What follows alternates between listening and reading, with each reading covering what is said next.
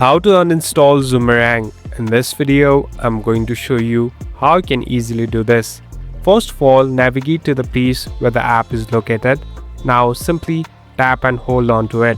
Here on the top, you can see this eye icon. Simply tap on this eye icon.